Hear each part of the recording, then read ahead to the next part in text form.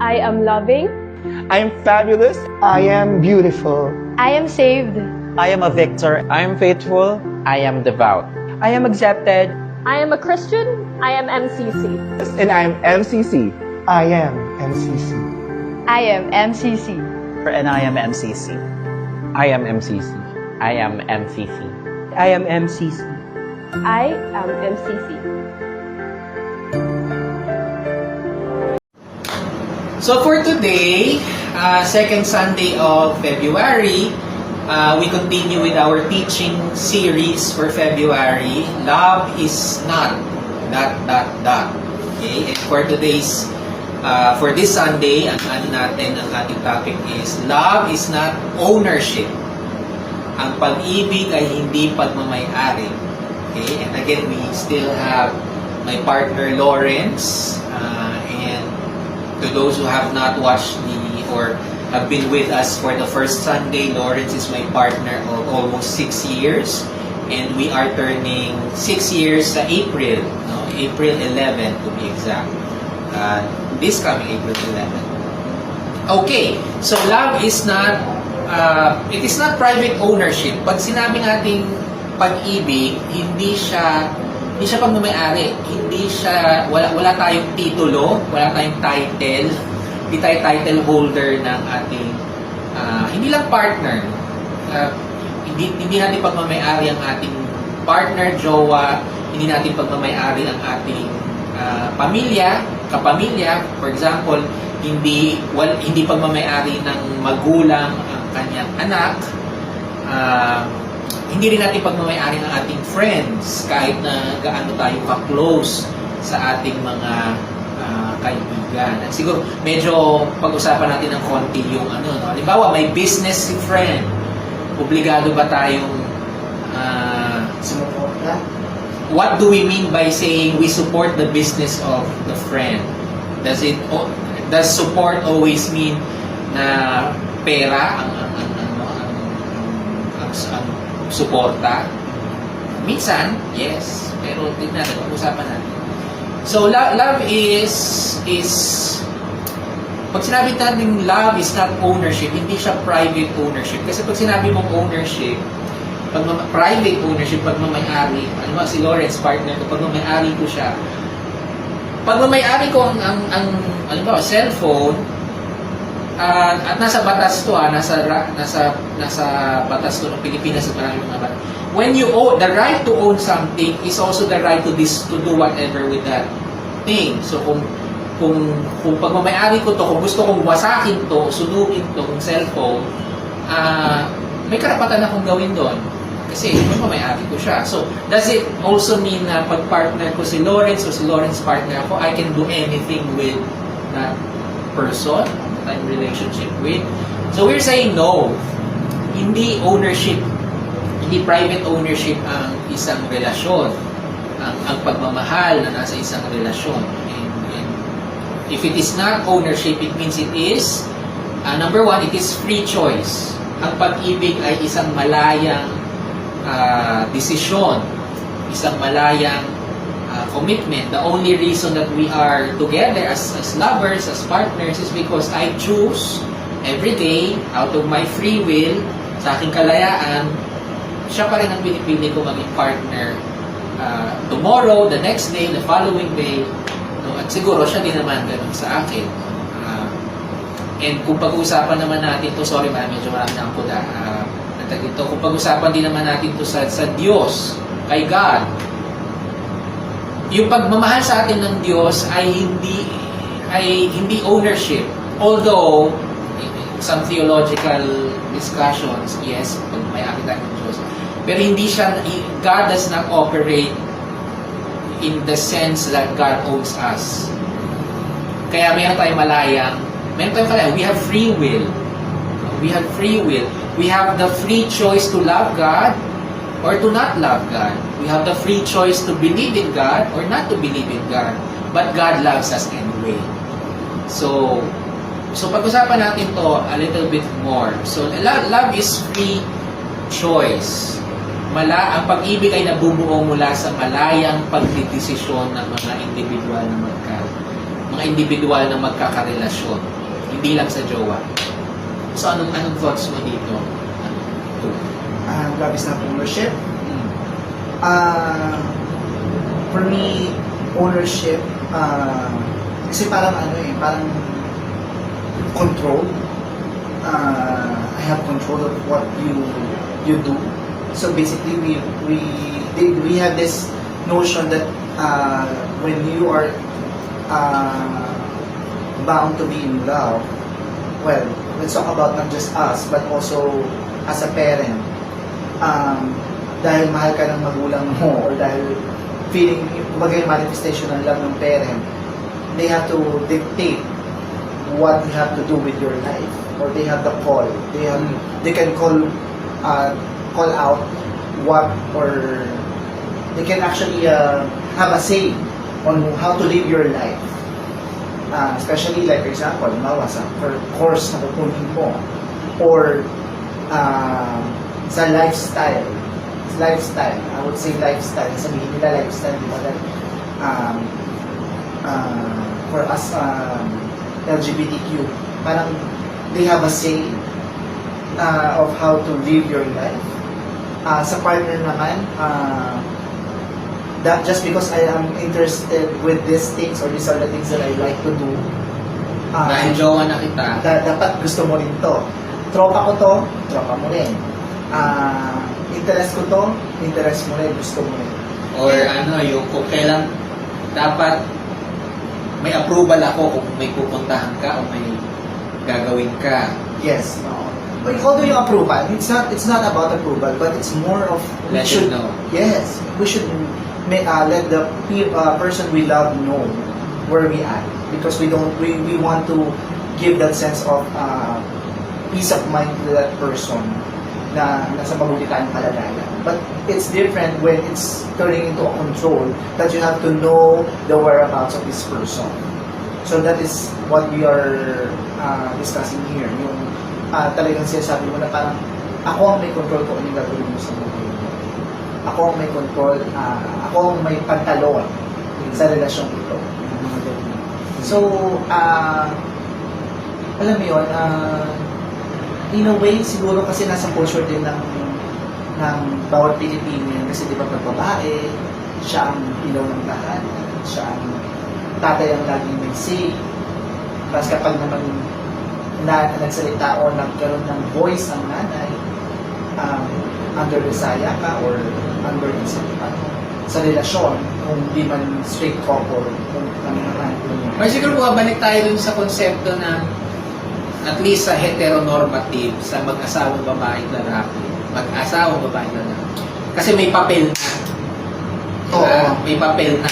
So parang yung papel, yung marriage contract, yun yung nagiging titulo na sinasabi pa rin wala tayong titulo sa partner. Parang yun yung nagiging titulo ko na meron na akong Pangahawakan sa iyo. meron na akong panghahawakan sa iyo at anong gusto ko, anong sabihin ko, yun dapat ang masunod. Lalo na sa konsepto nga ng lalaki ang nasusunod. Mas babalik pa tayo sa religion niya na ang babae ay magpasakop sa kanyang asawang lalaki. Yung ganyang patriarchal na lalaki na nasusunod. Pero totoo ba? I mean, is that really true? Is that really applicable? And we say not necessarily, and yun nga, hindi siya about control. Hindi siya about ownership, because it is about two people who mutually care and mutually agree that this is our relationship. Agreement siya eh. Ang relationship, well yun nga, sa mag-asawang lalaki babae, kontrata. Diba? May kontrata. Ano ba ang kontrata? Agreement. So may agreement kayong mag-partner o mag-jowa o mag-asawa, paano yung inyong relasyon. And ang agreement is between two equal individuals. So let's talk more about yung individuality. Kanina nabanggit mo ito na yung dapat pag mag-jowa na, mag-partner na, dapat yung friends ko, dapat maging friends mo din. Kung close ko yung friends ko, dapat close ka rin sa friends ko. Or dapat sumama ka sa lakad na Sa lahat ng lakad ko na magkakaibigan. Or halimbawa sa amin, dahil ako'y pastor, dapat maging member ka ng church. Di ba? Ano ka asawa ka ng pastor partner ka ng pastor Is it automatically like that? And we say no. We say no because even though mag-partner na ang dalawang tao, magjowa na o mag-asawa na, kinasal na, they remain to be individual. Hindi nawawala ang individuality nung bawat isa.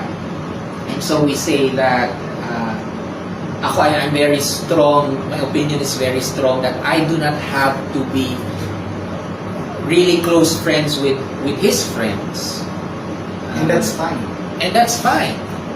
And that's fine. It doesn't mean naman na pakikitaan ko ng masama yung friends niya. No? Hindi naman gano'n. It's just that we have to acknowledge the fact and the reality that his friends is his friends. At pakikisamahan ko sa mga pagkakataon kailangan. And just the same, it's reciprocal. It's not just about you not joining my friends. It's the same as with your friends. That's why we have this talk. Like for example, the friends or each other's friends are asking for a bonding or a meet up, catch up, and we always tell each other, oh, gusto mo ba sumama? Inaaya ka ng mga friends ko. Ang sasabihin niya sa akin, kailangan mo ba ako doon? Hindi naman. Hindi na ako sasama. And just the same, I do the same with him. Do you need me there? Hindi naman. Okay. So, I don't know, maybe it's more of, it comes with age talaga. This type of things you get to realize as you.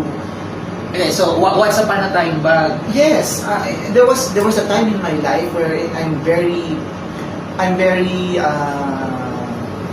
all about you, not necessarily you, but that significant someone to meet my friends and for my friends' approval to be met by him, and they all mesh and be together and we will be happy ever after. Yung ganong feeling. But as I grew older, I don't need that. It's more of, for me, it's more of, I'm old enough to know if that person that I'm with is someone that is a good influence in my life. And I'll definitely, of course, I want my friends to meet you, diba? And they have met you, but I don't need you to like each other or be together in one group all the time. Because I've reached a certain time in my life na kapag kaibigan ko ang kasama ko, gusto ko sila lang inaalala ko. Hindi ko siya kailangan alalahan. And just the same, pag siya ang kasama ko, ayokong ma-interrupt ang kasama ko siya ng mga kaibigan ko. But of course, there is time for us to have that bond, and I think it's also healthy to have those kind of moments. But para magtampo ako, or i-force ko na sumama ka, I don't think that is something healthy, or I don't think that is something that is needed in a relationship to work. Because sa pagdating naman punta naman tayo sa parents and children, siblings, hindi rin natin pagmamay-ari ang ating mga kapamilya. Siguro dito marami makaka-relate sa parents and kayo at parents nyo, or kung may anak na kayo, yung anak nyo or pamangkin nyo, di ba? Siguro to a certain age, dahil hindi pa malaki yung bata at hindi pa makakapag-decide on their own at nire-recognize yan ng batas, hindi lang ng Pilipinas, sa maraming mga batas. Kaya nga meron tayong age of consent and age of majority, when they can politically and economically decide for themselves. So siguro at that time, yes, may certain control ang parents or guardians sa mga bata. But only insofar as I don't think we have the right as parents or guardians or tito or tita to say like ito ang course na kunin mo pag mag-doktor ka, yan ang gusto kong gawin mo. Dahil ako magpapaaral sa Dahil ako magpapaaral sa iyo. Kung hindi ka magdo-doktor, hindi kita paaral. Yan, diba? I don't think that is right. And that is not love.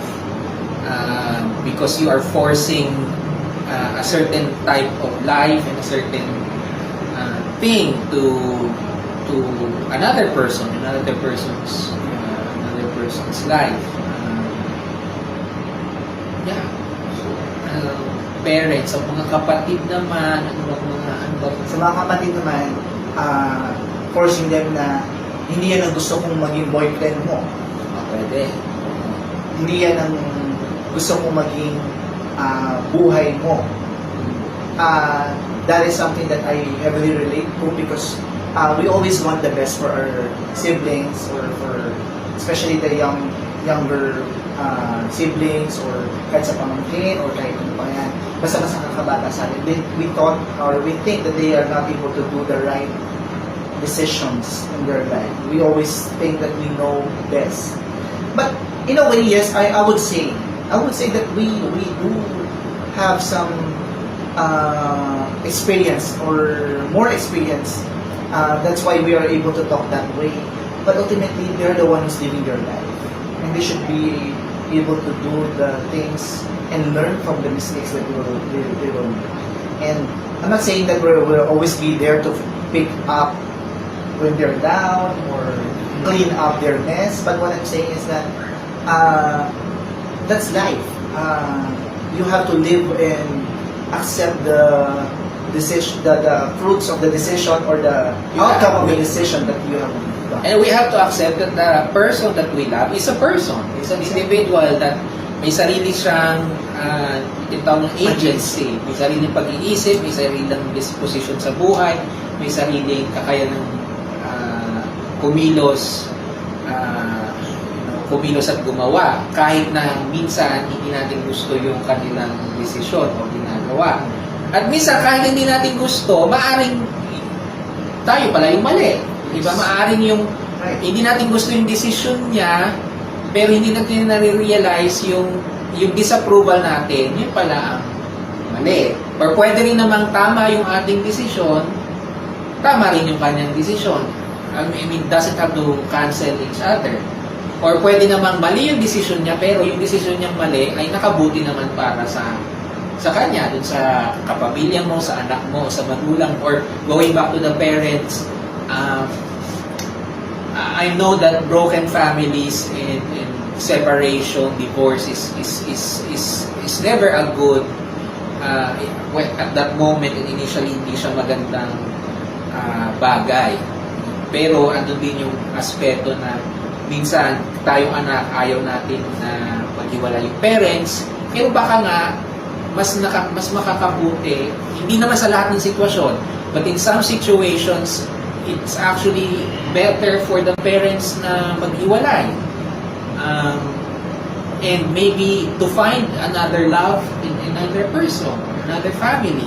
At syempre, ang idol ng mga Bex, si Regine at si Ogie, di ba? One of the good examples ay yung naghiwalay si Ogie at si Michelle. But they remain to be good friends. And good parents. And good parents to their children. And each of them ay sarili-sarili ng partner at nag-asawa nga si Ogie at si Regine. Good relation din naman si Regine sa mga anak ni Ogie kay Michelle. So sometimes it's also works out for the better.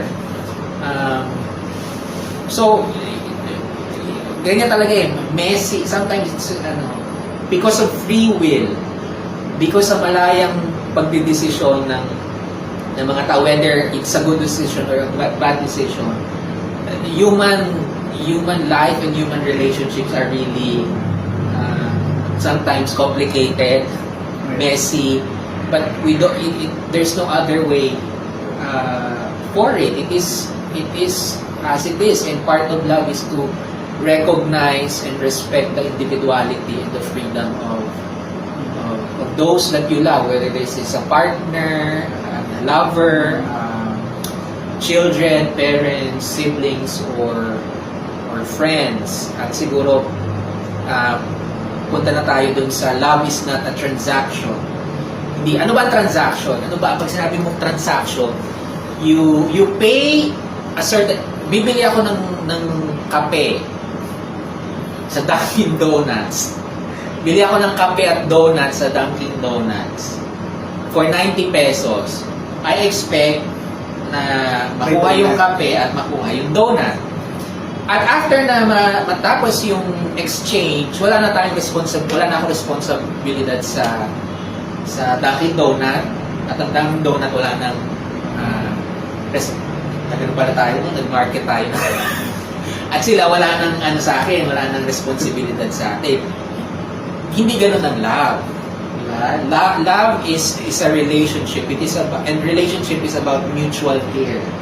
So hindi siya transaction. Pero meron kasi nag-i-exist na mga konsepto minsan ng mga tao na pag sinabi mo nagmamahalan tayo, parang transaction. Ano lang. Well, tama naman yung give and take, di ba? Pero transaction in the sense na kailangan mong gawin to, kailangan mong ibigay to kasi ito ang ginawa ko para sa utang na loob, di ba? Utang na loob. Sa pamilya, ganyan din yan, di ba? Yung last week, medyo na-touch base na natin yung parents na Itong course na kukunin. hindi, responsibilidad ko ba ang parents ko Okay. pag tumanda na sila? Responsibilidad ba ng anak na alagaan ang mga matatanda nilang parents? So, may mga sitwasyon na parang transaction siya, parang gano'n, kasi dinidemand na dahil parent mo ako, dapat alagaan mo ako, dapat you should take care of me kasi kasi parent mo ako. Diba? Minsan nga kahit hindi naging mabuting magulang dahil lang magulang mo, kailangan mo alagaan. What are your thoughts on those? Love is not a transaction. There is a song na lang, sige, that love is not asking anything in return, asking anything in return. And in a way, I believe in that. Because when you love, ultimately you give it because you care for that person. And you want that person to feel that they can count on you. But not necessarily that you expect anything in return. But they will. Alam mo yun? You should not be afraid that they will not return it because it's human nature as well. That if you give love, you will get love. Because, ito na lang example. When you care for a child, a mother cares for a child, and you treat that child with so much love that they will grow up in a home that is filled with love and care. They will also be able to replicate that love to their kid. Not necessarily sa iyo bilang magulang kasi meron siyang buhay na sarili, but sa anak niya. And just the same, even if you don't ask for it, It will be given. It will be given. It will be given by that kid or by that child back to you. But to expect something in return from love, I think it's also human nature. But you should not feel entitled that should be given to you. Especially kung may ginawa ka. Like for example, yan, tulad nating dalawa. Bawat tayong dalawa. Hinandaan kita ng almusal. Handaan mo ko na hapunan. Kasi hinandaan kita, inaasikaso kita. It should not be that way. It should not be that way in my own opinion, because I did that out of love, and I find joy. I find joy in doing. Siguro yun nga, taking care of hindi siya entitlement. Hindi siya titulo eh. Hindi siya parang titulo ng lupa. Meron ako entitlement sa iyong anak. Pero the love and care we manifest or we give to a child will be reflected back to the parent or to the guardian who gave that love. Of course, it is not in the same manner. It is not in the same situation. It will never be the same because medyo papasok pa rin dyan yung individuality na you have to also allow the person to love you the way the person is, or the way the person sees on how to love you. Diba? Pero what we're saying is in terms of parent-child, itong reciprocity na ito, the love that you give your children, ideally, and in many situations, will be reflected back if you really love them and respect them and care for them. Pero minsan may mga nagtatanong, bakit pinagyaki ko, pinag-aral ko, pinag-ano ko, pero bakit ang sama ng ugali sa akin? Bakit hindi, pwedeng valid yun, pero pwede rin namang i-assess natin. Baka naman kasi, hindi talaga pagmamahal nga yung ipinakita mo. Baka nga nag-impose ka ng sarili mo dun sa bata. Pinag-aral mo, pero sinabi mo, dapat ito ang kanyang aralin. Pinag-aral mo, pero palagi mong araw-araw mo sinasabing, pinag-aaral kita, sinusumbatan mo yung bata. Diba? So many situations. But I guess if the love is really authentic and true and caring, most likely it will be manifested back. It will be reflected back. Babalik din tayo ulit sa last week na pinag-usapan natin, that love is within you. Yeah, and yun nga, you should not look for it in the child, no, or in Babalik anybody. ulit din yun na you've given love because it's within you, and you should not look for it from another place. I'm not saying na okay lang na bastusin tayo ng mga anak or ng mga pamangkin or ng partner natin. What I'm saying is, ultimately, you are your own person. And the only person that can love me as I want to be loved is me, and not Joseph. And that is one of the things that I have realized, that in my past relationship and with other people, is we tend to get disappointed, or we feel like we failed as a parent, or we feel like that person failed you. It's because they're not able to reciprocate the same care that you've given them. But mind you, it's only you who can provide that love and care and affection, because it's you. And let the person love you the way the person Exactly. loves you. Pero siya, they can only the other people, the other person can only love you the way that they know how. And if it's the parent, because you taught them very well how to love, you'll be lucky to receive that love. You can hope for that love, but you cannot expect that love. Exactly.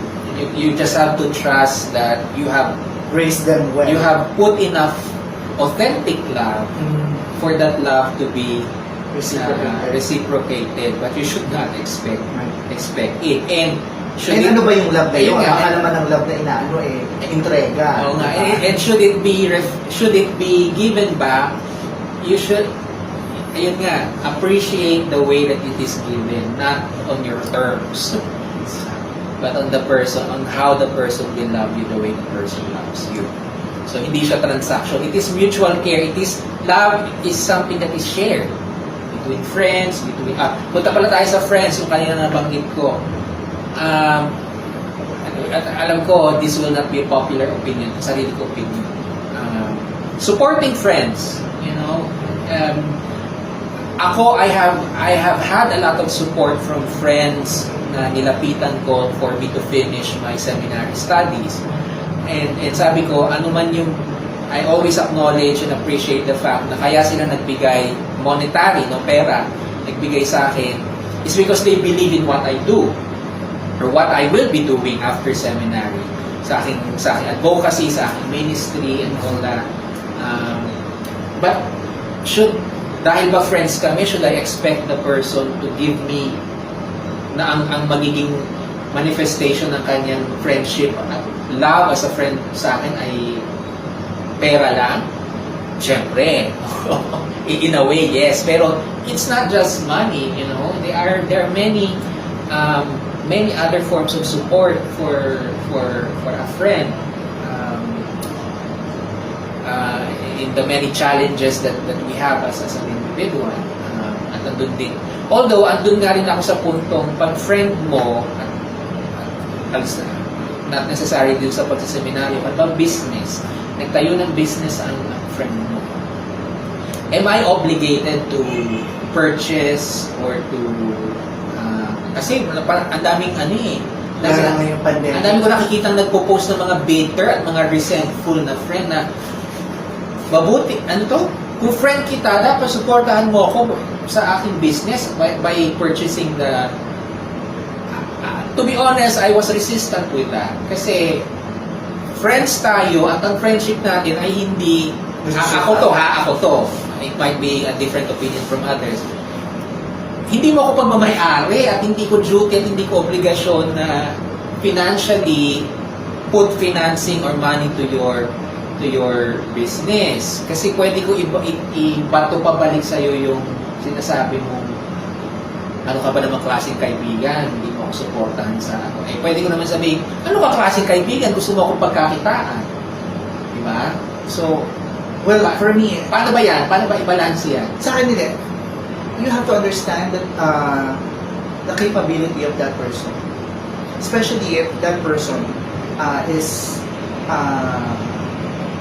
something, kasi ako, may mga kaibigan, alam mo yan, may mga kaibigan din ako na may business. But it doesn't necessarily mean that I have to, the only way that I can show support is to purchase from them. Eh, yung pag-like na lang sa pages niya, pag-like na lang sa pages niya, di ba? Siyempre, yung mga Facebook pages nila, and pag-comment, I think that helps already. And if your friend is really a true friend, they will understand yung factors na nakaka-apekto bakit hindi mo siya matulungan per se sa gusto niyang level. Na for example, paano naman kung ang kaibigan ko ay taga San ba tayo, taga Laguna tayo, eh paano ko yung kaibigan ko taga Quezon City, taga San Juan, paano ko bibili ng produkto nila? Or kung hindi man produkto, O yun nga, exactly, sa services na ino-offer nila, nandun sila sa malayong lugar. And I don't think that they will, and based from the understanding of friends then, it depends how you know each other and the level of friendship that you are. Kung huhusgahan at isusumatotal nila ang pagkakaibigan namin sa halagang 250 or 300 na pagbili ng tinapay o mali din naman. O pagkain, then I let that friend think it over kung yun ba ang klase ng pagkakaibigan na gusto niya. Nakakalungkot kung yun ang maiisip niya. But I don't think we should demand or we should feel bad if that person is unable to support our business the way that we want them to support us. Yeah, we can promote if you do not necessarily purchase, Like the page, refer to your other friends who are capable of availing that service. So there are other ways of doing of it. supporting And siguro explain properly. yeah, yes. For example, ako, hindi naman business against sa seminary ko. If my friend does not lumapit ako sa kanya kasi nangangailangan ako for seminary, hindi ako binigyan. Just explain. Or kahit na hindi pag-explain again, we are... You take it against the... No, we Exactly. don't take it against The friend. the friend. Although we also acknowledge, we acknowledge that sometimes you will feel bad na bakit hindi purchase yung Tao friend. ka lang. Tao ka lang. The feelings are valid, but the thoughts that go with it might not be necessarily valid. And we might need to reassess Right. why we feel bad. Right. Why we feel bad. Kasi, Self-assessment. and we have to, evaluate, is our friendship only about This- 200 pesos, 300 pesos? 500 pesos. Sabihin mo na, sa seminaryo mo, when you were still studying, isusuma total mo ang magkakaibigan nyo ng kaibigan mo dahil hindi ka na natulungan sa amount na ito. Eh ngayon, graduate ka na. Hanggang ngayon ba, you're holding it against that person? I don't think that's how it is. And good naman yan na sinabi mo, don't feel bad if you feel a certain feeling na itong mga kaibigan ko, hindi ako sinuportahan at that moment, pwede. That's fine. Because that's how relationship is, diba? That is how relationships are. We have some feelings. It's all about feelings sometimes, diba? So, but you always have to ask yourself, is the feeling that you're feeling valid? Is the Valid yung feeling, but the thoughts that go Yeah. with it, yeah. the ideas that you might, kasi may feelings kang naramdaman, you feel disappointed inside. Mm. Then there are thoughts that goes with it. Mm. Are the thoughts and ideas that goes with the feeling, Right.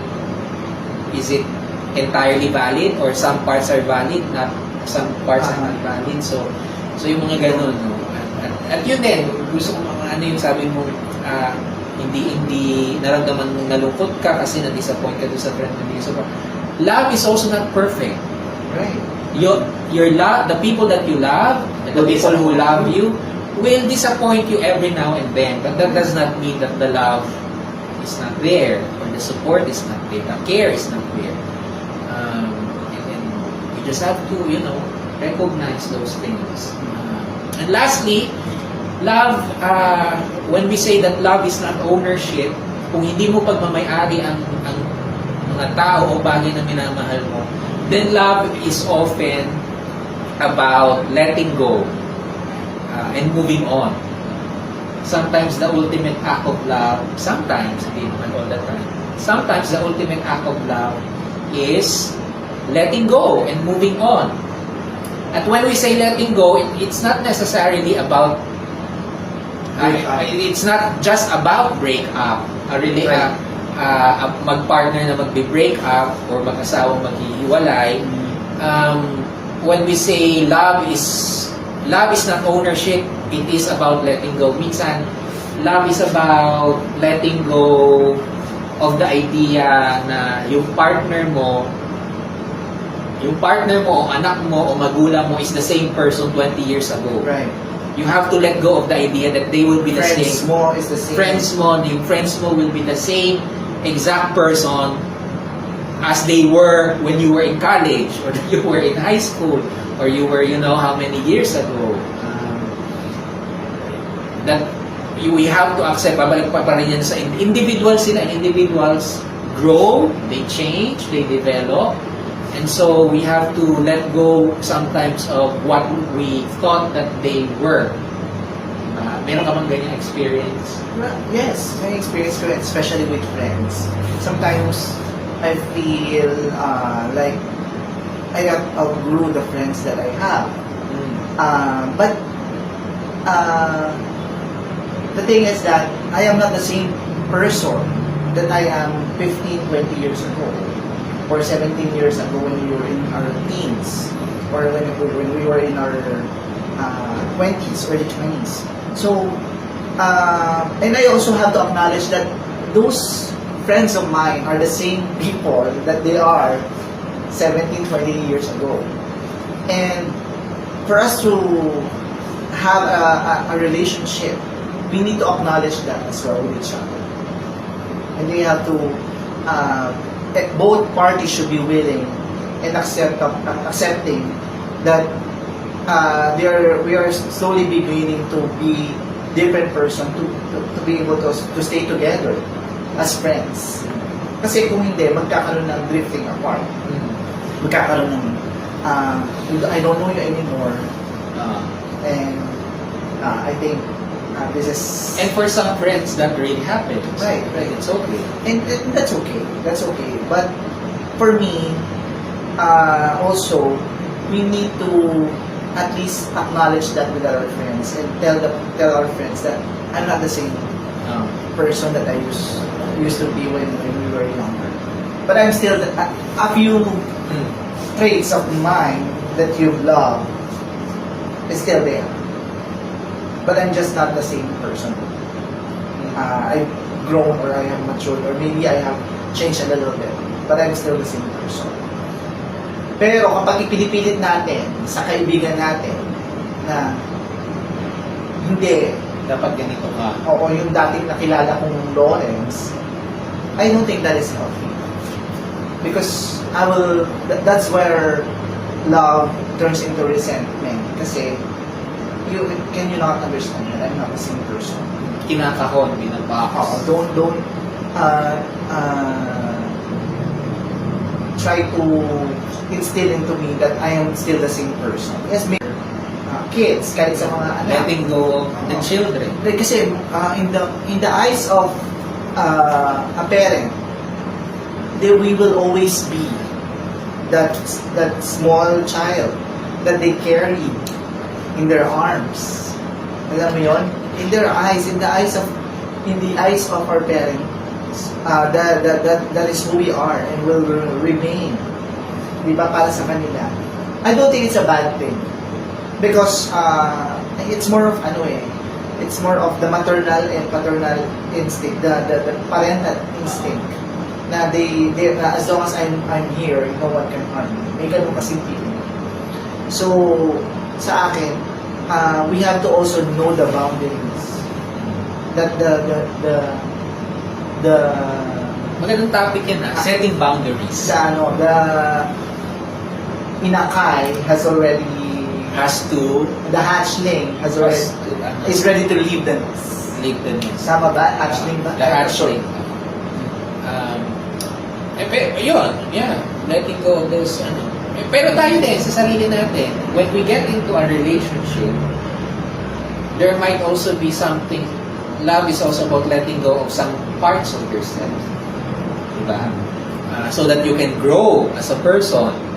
Kasi meron din naman, hindi, ganito lang ako, ganito ako, hindi ako magbabago. Nakilala mo kung ganito eh. Hindi ako magbabago.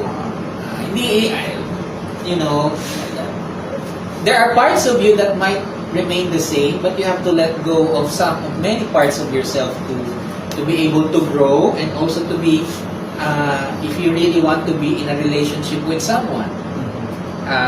Minsan, necessary adjustment. Minsan, yan ang problema nung ilang mga tao na encounter ko na may problema sa relationship.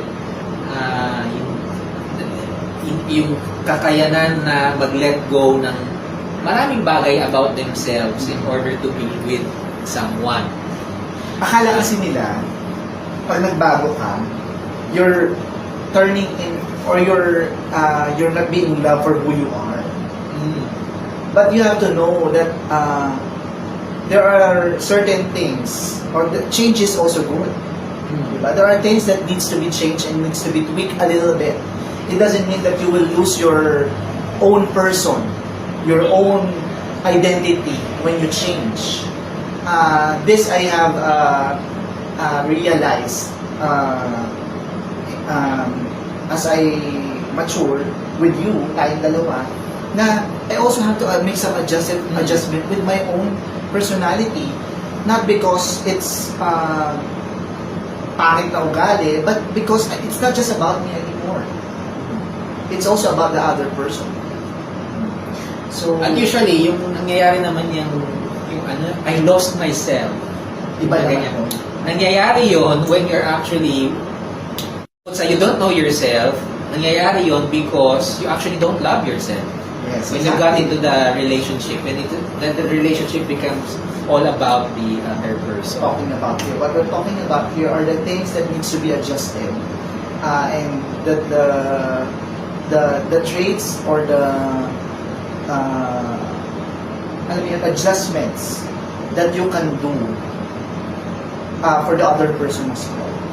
Adjustments and the things that you learn that changes you for the better. Exactly. Better person. At yun na nga. And lastly, of course, letting go is about breakup. About That is ultimately very hard. separating. And learning many things about that takes time. Sabi mo nga, it takes a certain age. At part ng letting go and moving on is recognition that anytime, even if you have a 6 years relationship, 7 years, 7 years, 10 years relationship. I know a person who has 9 years relationship na naghiwalay. No? Ano sila, couple, I mean, you know, the couple of the year. The perfect couple. The perfect couple, ganyan. Pero naghiwalay. You know, and ultimately, Right. we're not saying that you give up easily. Or You just- we are not saying that you have negative thoughts that this will all end into flames. Hindi yun lang sinasabi natin dito. But the thing is that I have learned, I am talking about myself too. I have learned that on the side, there are two sides of the coin. Di ba yung sinasabi natin, happiness has sadness. Joy has grief, and the beginning has end. So ganun yun. It's not about being negative na lahat to mag-end din sa negative o mag-end din ng relasyon. Hindi yun ang pinag-uusapan. Ang pinag-uusapan dito na we could also end. We could also it's up to us to if the ending is bitter or what. But conforme sa sitwasyon. but it could also it could also not work out, even if it worked out for an X number of years, but it could also not work out. I think it gets me. Kasi ultimately, it will still go back to about loving oneself. And I have learned that. Is the relationship, hindi lang, is the relationship and is the person you are in relationship still, number one, is it still good for you? Or is it already destructive to your life? Or perhaps, is there still a relationship? Kasi meron din mga nagsasama, wala na pala yung relasyon pero magkasama pa din. Nasa nanghinayang lang sa taon. Might as well, you know? Might as well. So, kaya doon din yung pumapasok that sometimes the best act of love is to let go of the person because maybe the person is no longer happy for you or happy with you. You are also no longer happy with the person. And also, it's an act of love, even if you're the person who still, let's say na ikaw naman yung nararamdaman mo na hindi na masaya sa'yo. And that is an act of true selfless love if you're able to let go. How hard it is. How painful. Yes. That acknowledging that the person wants to be freed from you. And if it means a lot to that person that they're happy, the person's happiness means a lot to you, that even if it no longer includes you, and you're willing to give that person that free get away from jail free card, and let go of that person is truly an act of selfless love. And maybe that the true happiness, ako isa na sa mga natutunan ko before, kaya medyo di man madali pero I have peace with breaking up is, what if the best life and the best lover for myself is yet to come? I will never meet that person if I will not break up with this person. with my current partner. So imagine niyo kung hindi ako nakipag-break dun pag ilan kong boyfriend, ex-partner, makikilala ko ba si Lawrence? I mean, di ba? So maybe the act of love, the greatest act of love is to let go of the one that you love or the one that you used to love so that they may experience love and joy that they need or that you need eventually. And just the same, i-relate mo na, God has given you the free will. God has given you the free will to experience Right? experience love in all its manifestations. And that every facet of love, every phase of love has something to teach us and to grow us. And that is based on freedom, kalayaan, free choice, Right. Mutual care, and letting go. Kaya in a way, I'm thankful that I have let go of many relationships in the past. Otherwise, I wouldn't have. But even sa amin, we don't know what the future holds. Of course, our hope. Yes. Of course, our hope is that we will stay together at this point in our life. We think that we will grow old together, Right. but we are also still aware of the reality that it might go south. It might not go as we expect it. But of course, we are willing to work on it. we're willing to work on it. But again, we are not taking the possibility that maybe Right. should that situation come, the greatest act of love is to let go. And it's because that's life. That's the natural way of life. Things only God is never ending. Right? Sige, meron.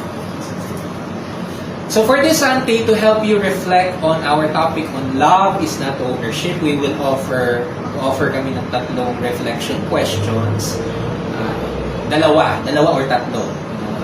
Number one, sa mga relationship mo, whether family or siblings or friends or particularly sa jowa, sa partner, if you have a partner or kung wala man in your previous partners, if you had previous partners, were there times where you were too controlling sa partner mo or sa magulang mo o sa anak mo na dapat yung gusto mo yung masusunod or yung idea mo ang dapat nasundin because feeling mo entitled ka sa kanila kasi karelasyon mo sila, di ba? Were there those times? And were there also times na people that love you actually impose themselves, yung kanilang idea, yung kanilang kagustuhan, ini-impose naman sa'yo. Can you think of those situations or instances? And how can they change moving forward sa iyong buhay? Can you be aware and can you do something for that to change moving forward? Second question, tawag dito, was there a time that you had to let go? Ano man yun? Tao ba yun? Idea ba yun? Was there a time that you had to let go as the way... Basta, is there a way that you had to let go? Whether at the time na feel mo na yun yung best or maybe ngayon mo pala naiisip na it was the best decision to let go of the person, idea, or situation. And lastly, how can we recognize love as mutual care, as something that we share with people? It's something that is shared. How can we now discover love not as ownership but as mutual care and mutual sharing? That we respect the individuality of the people that we love. And how do we tell them in turn naman to respect our decisions and individuality? So I hope these reflection questions can help you about this topic about your life and about your relationship, and a bigger understanding of love.